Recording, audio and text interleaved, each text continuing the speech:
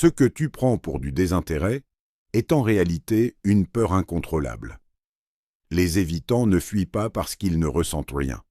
Ils fuient parce qu'ils ressentent trop. Ils ont appris, souvent très tôt, que s'attacher, c'était risquer de souffrir. Que montrer leurs émotions, c'était perdre le contrôle. Alors ils ont construit une armure, une distance, un silence. Et à première vue, ils semblent forts, indépendants, inatteignables. Mais derrière cette façade, il y a une peur profonde, celle d'être blessé. Comprends bien ça. L'évitement n'est pas un manque d'amour, c'est une stratégie de survie. Ils veulent t'aimer, mais dès que ça devient réel, dès que la connexion devient profonde, quelque chose en eux s'active. Une alarme invisible, et au lieu de se rapprocher, ils s'éloignent. Ils deviennent froids, indisponibles, parfois même durs.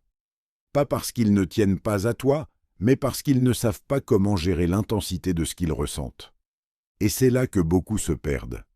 Ils courent après quelqu'un qui fuit. Ils donnent encore plus d'amour en espérant combler ce vide.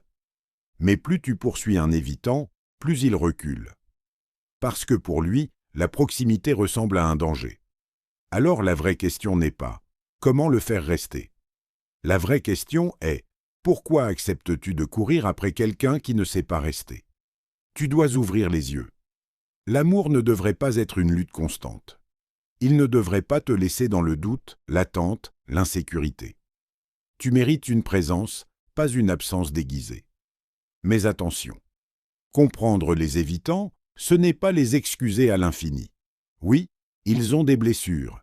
Oui, ils ont peur. Mais toi aussi, tu as des besoins. Toi aussi, tu mérites d'être vu, entendu, choisi. Et rester dans une relation où tu dois constamment te diminuer pour ne pas effrayer l'autre. Ce n'est pas de l'amour, c'est de l'abandon de soi. Les évitants doivent bien faire un travail sur eux-mêmes. Apprendre à rester quand c'est inconfortable. Apprendre à communiquer au lieu de fuir. Apprendre que la vulnérabilité n'est pas une faiblesse, mais une force. Et toi, tu dois apprendre à poser des limites. Arrête de justifier le silence. Arrête d'interpréter l'absence comme une preuve d'amour caché. Arrête de croire que tu peux sauver quelqu'un qui ne veut pas se confronter à lui-même. Parce que la vérité, c'est que tu ne peux pas aimer quelqu'un au point de le guérir. Mais tu peux t'aimer suffisamment pour ne pas te perdre. L'amour sain demande du courage. Le courage de rester. Le courage de s'ouvrir. Le courage d'être vu tel que l'on est. Fuir, c'est facile. Se protéger, c'est instinctif. Mais construire quelque chose de vrai, ça demande de faire face. Alors que tu sois évitant, ou que tu aimes un évitant, retiens ceci. La fuite ne protège pas. Elle enferme. Elle t'empêche de vivre quelque chose de profond, de réel, de transformateur. Elle te garde dans un cycle de relations superficielles, de connexions incomplètes, de sentiments non exprimés.